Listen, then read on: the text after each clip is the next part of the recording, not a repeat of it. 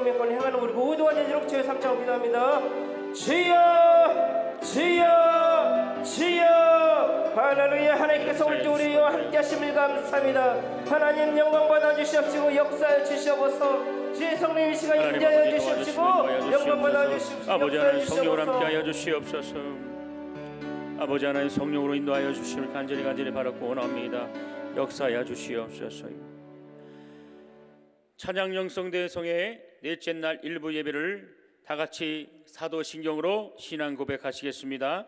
전능하사 천지를 만드신 하나님 아버지를 내가 믿사오며 그 외아들 우리 주 예수 그리스도를 믿사오니 이는 성령으로 잉태하사 동정녀 마리아에게 나시고 본디오 빌라도에게 고난을 받사 십자가에 못 박혀 죽으시고 장사한 지 사흘 만에 죽은 자 가운데서 다시 살아나시며 하늘에 오르사 전능하신 하나님 우편에 앉아 계시다가 저리로서 산자와 죽은 자를 심판하러 오시리라.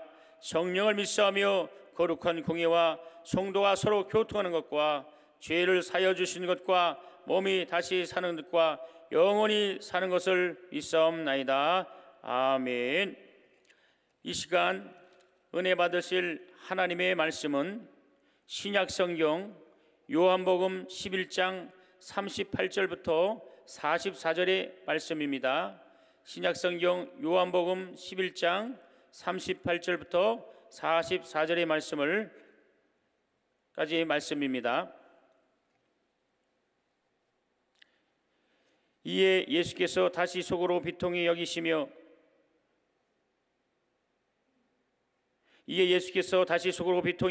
무덤에 가시니 무덤이 구리라 돌로 막혔거늘 예수께서 이르시되 돌을 옮겨 놓으라 하시니 그 죽은 자의 누이 마르다가 이르되 주여 죽은 자가 나흘이 되었으며 벌써 냄새가 나나이다.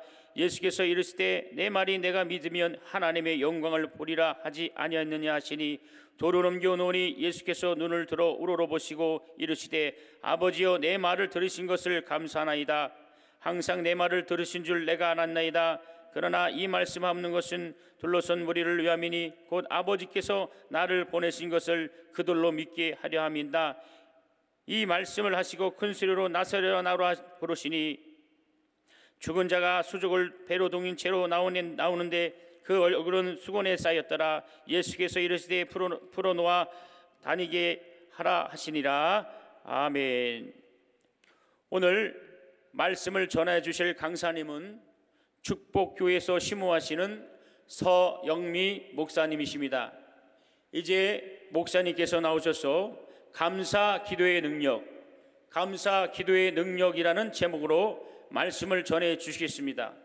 강사 목사님 나오실 때 할렐루야로 환영하겠습니다. 할렐루야. 할렐루야. 반갑습니다.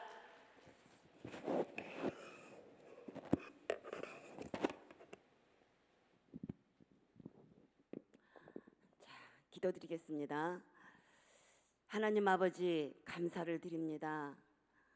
오늘 아침 저희들의 눈을 뜨게 하시고 또한 발걸음을 옮겨 하나님 앞에 첫 시간을 드리며 예배할 수 있도록 은혜 베풀어 주신 것 참으로 감사를 드립니다. 이 복된 시간 하나님의 말씀 앞에 있습니다. 참으로 이 말씀이 우리 영혼에 들려지게 하시고 들려진 그 말씀이 깨달아지게 하시고 깨달아진 그 말씀이 믿음이 되게 하시고 믿음이 된 그 말씀이 능력이 되게 하시며 복이 될 수 있도록 역사하여 주시옵소서. 그 일을 위해서 우리 모두에게 성령의 충만함으로 함께 하시고 성령의 내주하심과 감화감동으로 역사하여 주시옵소서. 주께서 함께 하심을 믿사오며 우리 주 예수 그리스도 이름 받들어 감사하며 기도드리옵나이다. 아멘.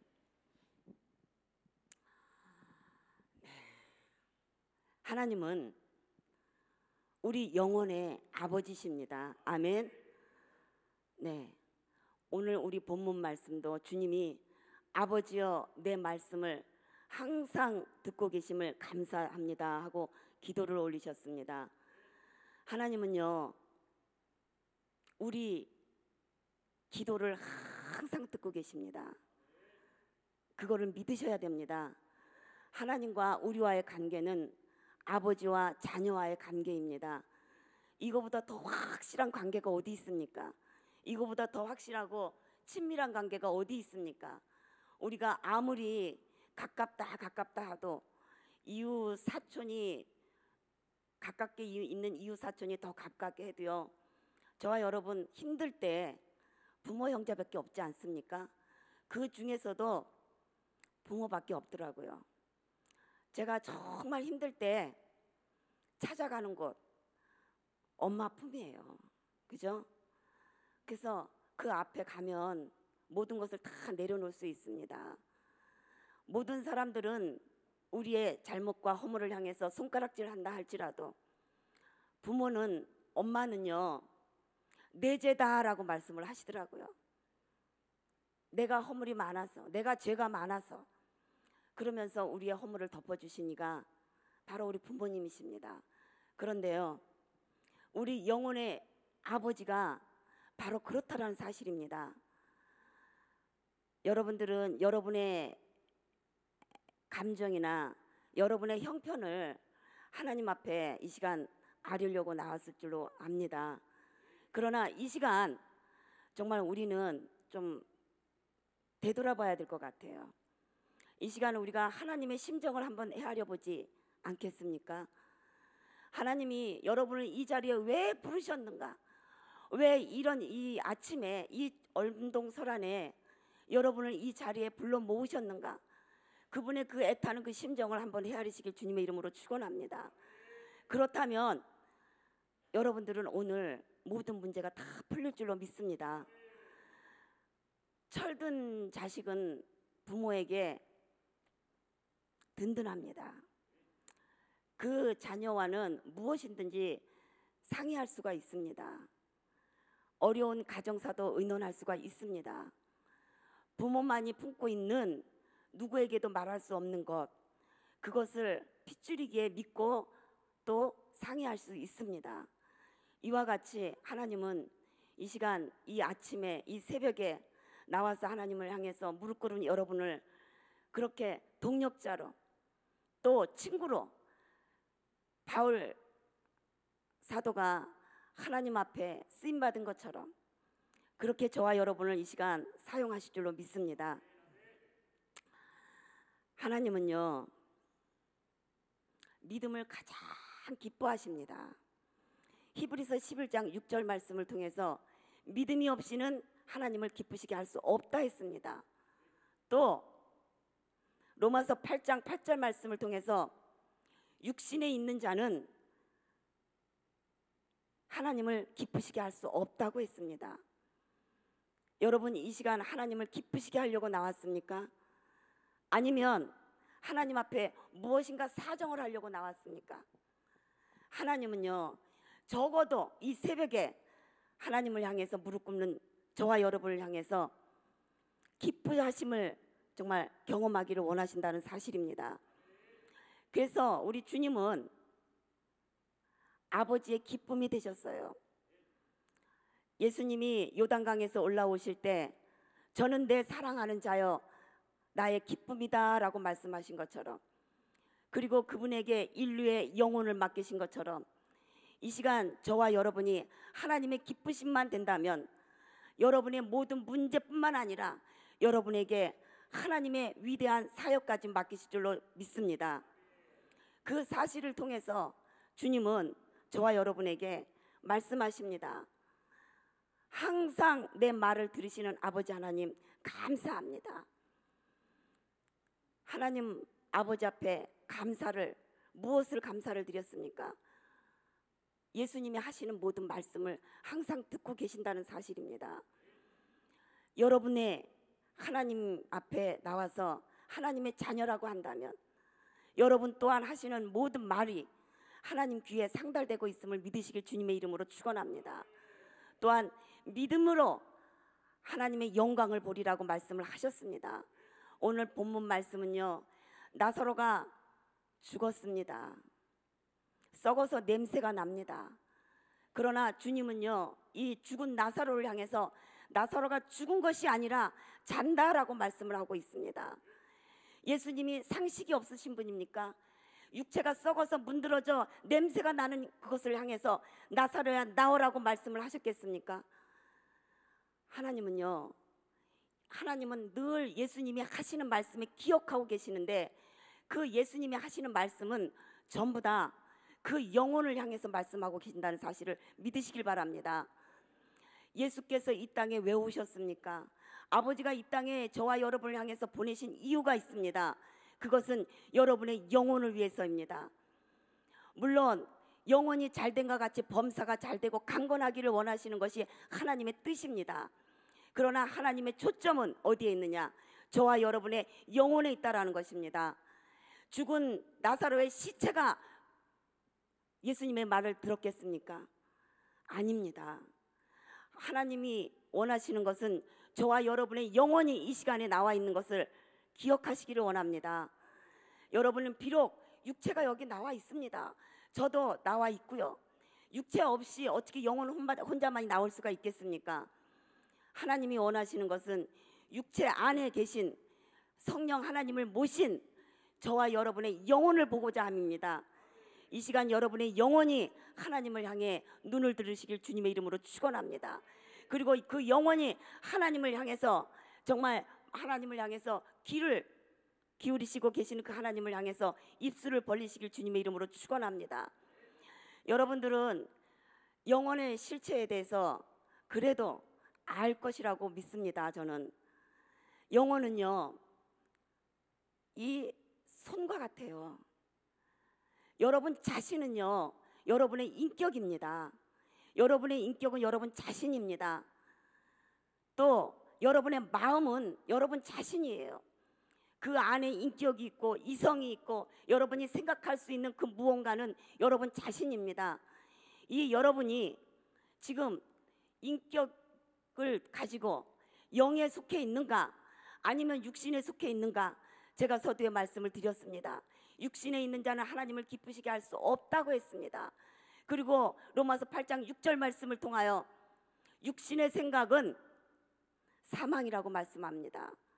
영의 생각은 생명과 평안이라고 말씀하고 있습니다. 여러분이 지금도 육신 안에 거하고 있다면 여러분은 이 시간 사망 안에 거하고 있는 것과 같습니다. 사망 안에 있는 자를 하나님 보시겠습니까? 아니면 영에 속해서 그 영혼이 하나님을 갈망하고 하나님의 낯을 뵙기를 원해서 이 시간 나와서 정말 누구보다도 더 간절한 심정으로 주님을 바라보고 있다면 하나님의 눈동자는 여러분에게 향할 줄로 믿습니다. 저와 여러분은요 하나님 앞에 발견되어 살 수만 있는 사람들이에요. 하나님은 여러분의 영혼의 실체를 보기를 원하십니다. 이 시간 여러분은 육체의 문제를 가지고 나왔다 할지라도 하나님은 육체 그 문제보다는 여러분의 영혼의 실상을 보기를 원하신다는 사실을 아셔야 된다는 것입니다. 여러분의 육체 속에 나타나는 모든 문제 같은 거, 그것은 하나의 그림자와 같아요. 여러분의 영혼의 실상이 그림자로 나타난 것뿐입니다. 여러분이 병들었습니까? 문제가 있습니까? 가정에 또 자녀의 여러 가지 여러분의 사업체에 또한 여러분의 사명을 위해서 이 시간 하나님이 아니면 안 될, 하나님께서 풀어주지 않으면 안 될 그런 문제가 있습니까? 그 문제는요 육체에 있는 거 아닙니다. 환경 가운데 있는 것이 아니라는 사실입니다. 여러분의 영혼에 있습니다. 그 영혼이 하나님이 어떻게 그 영혼을 구원하셨습니까? 당신 하나밖에 없는 아들이에요. 여러분에게 그 하나밖에 없는 그 아들을 내놓으란다 한다면 내놓을 수 있겠습니까? 저도 아들이 하나밖에 없어요. 몇 주 전에 군에 입대를 시켰습니다. 하나밖에 없는 그 아들 군에 입대를 시키면서 그래도 나라를 위해서 그 육체가 하나님 앞에 또 그 육체는 정말 나라에 바쳤지만 그 영혼은 정말 하나님 앞에 맡기면서 군에 있는 동안 그 육체가 나라와 민족을 위해서 쓰임받게 되고 그 영혼 또한 하나님의 보호를 받기 위해서 간절히 기도했습니다. 하나님 앞에 정말 여러분들이 육체를 가지고 쓰임받기를 원하신다면 여러분의 영혼이 먼저 강건해야 된다는 사실을 믿으셔야 된다는 것입니다. 여러분의 영혼이 눈에 지금 안 보입니까? 여러분의 육체는 거울에 비치는 여러분의 육체, 피부로 느껴지는 여러분의 육체, 감각적으로 느껴지는 여러분의 육체는 그렇게 여러분들이 확실하게 느끼고 있잖아요. 여러분의 영혼이 눈에 안 보인다고, 여러분이 느끼지 못한다고, 여러분이 감각에 와 닿지 않는다고, 여러분의 영혼을 무시해서는 절대로 안 됩니다. 왜냐하면 영혼은 여러분 사실이라는, 실존하는 존재이기 때문에 그렇습니다. 영혼이 없이는요 여러분 아무것도 할 수 없어요.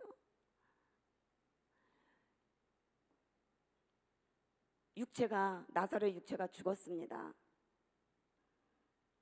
그 영혼이 움직여주지 않으면 그 시체는 땅속에 묻혀버릴 수밖에 없는 존재입니다. 그러나 주님은 그 영혼을 향해서 나사로야 나와라 하고 부르짖으니 그가 썩어 문드러진 그 육체를 끌어안고 굴에서 나왔다는 사실입니다. 여러분이 정말 이 아침에 뭔가 해결받기를 원한다면 먼저 여러분의 영혼의 실상을 바라볼 수 있어야 된다는 것입니다. 여러분의 영혼은요 오직 갈망하는 소원이 있습니다. 그 소원은 뭐냐? 바로 우리를 위해서 십자가에 피 흘려 주신 예수 보혈의 공로를 의지하는 것입니다. 예수의 피가 필요한 것이 내 영혼이고요, 예수의 살이 필요한 것이 내 영혼입니다. 여러분들은 그 영혼에 무엇을 여러분 공급했습니까? 내 육체를 위해서는 육체가 필요한 모든 것 공급했죠. 그것이 만족이 안 될 때 하나님 앞에 그것을 채워달라고 기도하고 금식하고 철야해가면서 몸부림쳤지만 여러분의 영혼을 위해서 금식을 하고 철야를 하고 하나님 앞에 몸부림친 적이 있습니까? 얼마나 많은 성도들이 예수님의 생각과 하나님의 뜻과 정반대로 나가는지 알 수 없습니다. 수많은 사람들을 봅니다. 저도 많은 사람들이 자기 영혼의 신세를 가지고 목사님 앞에 나와서 상담하는 거 한 번도 못 봤습니다. 전도사를 통해서 교회 사모를 통해서 제가 목사가 되기까지 자기 영혼의 신세를 가지고 와서 문제를 끌어안고 고민하고 그 문제 해결을 위해서 상담하고 철야하고 금식하는 거 저는 보지 못했습니다. 전부 다 육체의 문제를 끌고 와서 어디에 속해 있습니까? 육신에 속해 있다라는 것입니다. 육신에 속해 있는데 어떻게 하나님을 기쁘시게 할 수 있겠어요? 하나님의 기쁘심이 없는데 어떻게 문제가 해결될 수가 있겠습니까? 하나님은요 여러분의 영혼에 관심이 있습니다. 여러분의 영혼의 실상에 관심이 있어요. 여러분의 영혼이 어떠한 무거운 육체의 짐이 있다 할지라도 그것은 그렇게 큰 문제가 되는 것이 아니에요. 실상은 여러분의 영혼 속에 있는 문제입니다. 하나님은 아들을 통해서 우리 영혼을 귀하게 여겨줬건만 저와 여러분은 내 영혼의 가치를 얼마나 무시했는지 모릅니다. 존재 자체를 인정하지 않았다라는 사실입니다. 그러기에 내 영혼이 얼마나 굶주려 있는지, 내 영혼이 얼마나 헐벗어 있는지, 내 영혼이 얼마나 목말라 하는지 관심이 없다라는 것입니다. 그저 내 육체의 목마름, 내 육체의 질병, 내 육체의 헐벗음, 내 육체의 추위, 여기에 온통 관심이 있습니다. 그러나 하나님 아버지는요 우리 영혼을 위해서 아들을 주셨다라는 사실입니다. 그 아들을 주실 때 그 아버지의 심정, 이제 얼마 안 있으면 크리스마스가 다가오죠. TV에서 예수님이 십자가에서 못 박혀 죽으시는 그런 영화를 많이 볼 것입니다. 그럴 때 그 주님의 그 십자가에 매달리고 십자가를 끌고 가시는 그 예수님의 애처로운 모습을 보면서 울고 눈물 나지요. 그러나 주님은 말씀하시지 않았습니까? 성경을 통해서 나를 위해 울지 말고 너와 나의 자신을 위해서, 후손들을 위해서 울어라. 그 말씀은요 우리의 육체의 어떠함을 보고 울으라는 것이 아닙니다. 너와 너 후손의 영혼의 신세를 보고 울으라는 것입니다. 그 영혼의 신세가 해결되지 않으면 여러분이 그렇게 해결받고 싶어하는 육체의 모든 어떠한 것 얻을 수 없다라는 사실입니다. 하나님이 아들을 통해서 당신을 우리를 얼마나 사랑하는지를 고백하신 것이 요한복음에 나오지 않습니까? 하나님이 세상을 이처럼 사랑하사. 표현할 길이 없어요. 하나님의 사랑을 표현할 길이 없습니다. 그래서 이처럼 사랑했다라고 말씀을 하고 있습니다. 아들을 얼마나 사랑하시는지, 그 아들 외에는 기쁨이 없으신 분이세요. 그런데 그분이 우리에게 아낌없이 아들을 주셨다라고 말씀하십니다. 그리고 아들을 아낌없이 주신 그분이 뭐가 아까워서 너희들이 그렇게 얻고자 하는 것 내가 못 주겠느냐라고 말씀하십니다. 하나님의 그 우리를 향하신 그 사랑, 그 열정, 그것이 우리 영혼에 들려져야 된다는 사실입니다. 그렇다면 나도 응답하고 나가야 되는데 거울에 비치는 내 육신의 이 모습을 갖고 나가시겠습니까? 아니면 정말 하나님이 내 영혼에 관심이 있어서 아들을 주신 그 사랑에 감사하고 나가시겠습니까? 저와 여러분, 오늘 정말 이 시간 내 영혼을 위해서 부둥켜 안고 기도하시는 거룩한 시간이 되었으면 합니다. 한 번이라도 내 영혼을 내 평생에 위해서 기도하고 내 영혼에 위해서 정말 하나님 앞에 아낌없는 물질을 드려보고 내 영혼을 위해서 정말로 철야를 하고 금식을 하고 내 영혼이 잘 되기 위해서 몸부림친 사실이 있으십니까? 주님은 우리에게 그거를 요구하시는데요. 어쩌면 그래서 여러분에게 깨닫지 못하기 때문에 육신적인 문제를 주셨는지도 모릅니다. 아직도 내가 왜 이 무덤 같은 문제 속에 있는지, 나사로와 같이 썩어 문드러지는데 하나님이 돌보지 않고 예수님이 그렇게 오라 오라 하셔도 가시지 않습니다.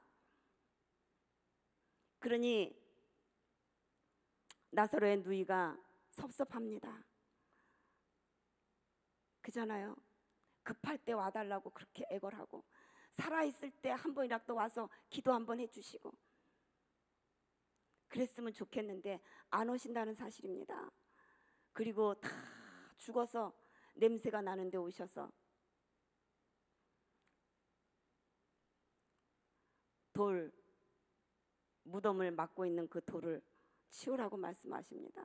답답하지 않습니까? 이미 죽어서 냄새가 나는데요. 이제 무슨 일을 할 수가 있겠습니까? 그러나 주님은 생각이 다르시잖아요. 나사로는 죽은 것이 아니라 잔다라고 말씀합니다. 여러분 육체에 문제가 있습니까? 환경 가운데 문제가 있습니까?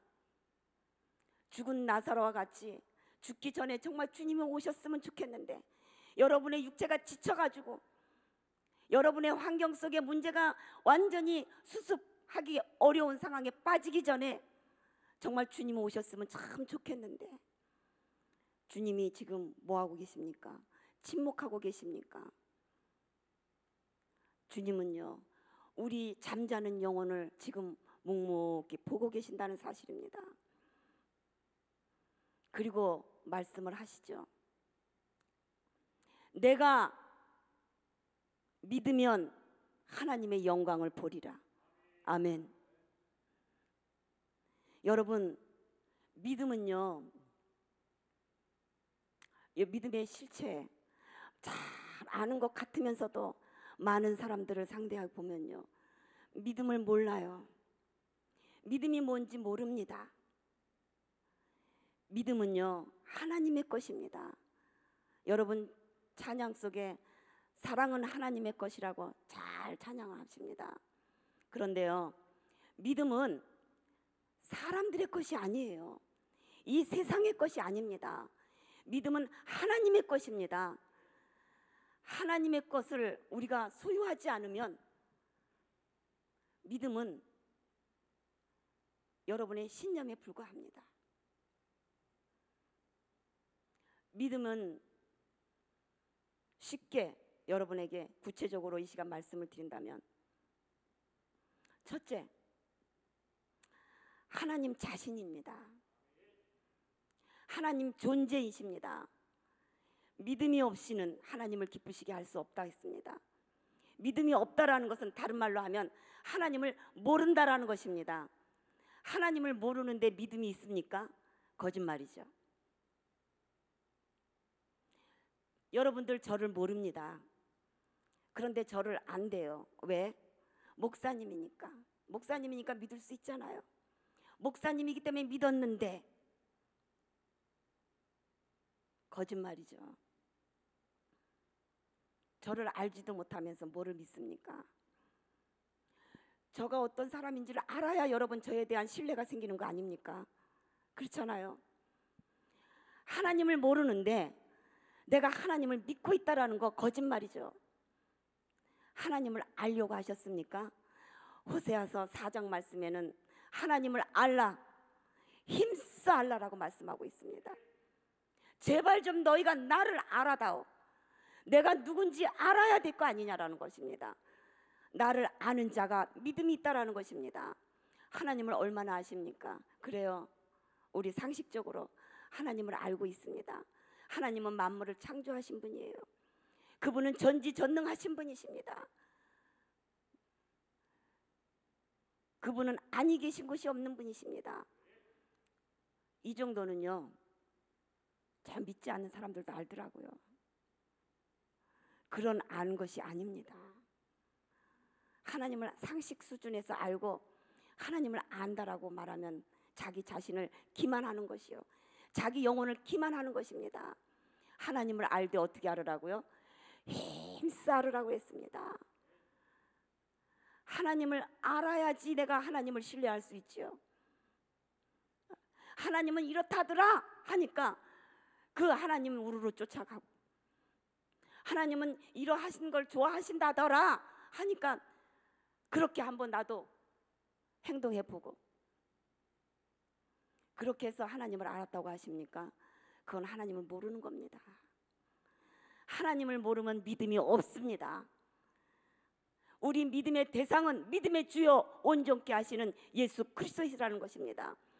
하나님을 아는 방법 단 한 가지입니다. 예수를 통해서만 하나님을 알 수 있습니다.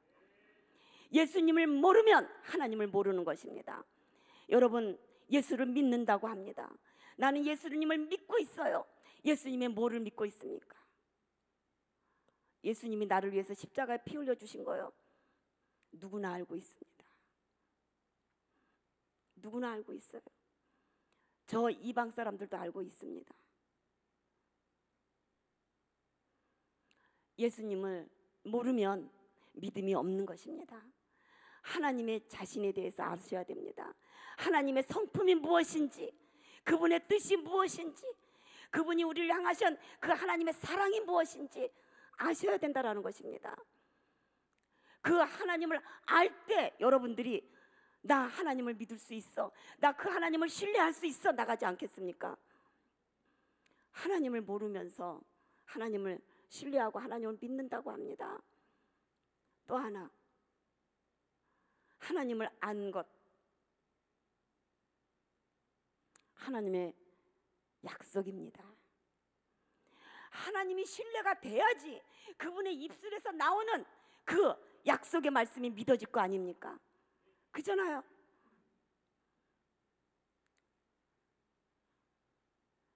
우리가 왜 그 약속의 말씀에 순종하지 못합니까? 그 약속의 말씀에 왜 목숨을 걸지 못합니까? 그 약속의 말씀에 나의 그 알량한 물질 하나도 드리는데 인색합니까? 하나님의 약속이 믿어지지 않습니다. 그 하나님의 존재가 믿어진다면 그분의 입술에서 나오는 그 약속의 말씀도 아브라함처럼 하나밖에 없는 아들 이삭을 바칠 수 있습니다. 내가 왜 믿음이 없을까요? 하나님의 약속의 말씀이 내 영혼에 안 들려진다는 사실입니다. 또 하나, 믿음은 하나님의 역사입니다. 성경 창세기부터 계시록까지 하나님이 역사하시는 그 사건 하나가 여러분에게 믿음이 되어야 된다는 사실입니다. 그런데 참 신기합니다. 그 하나님의 놀라운 역사는 다 믿고 있더라고요.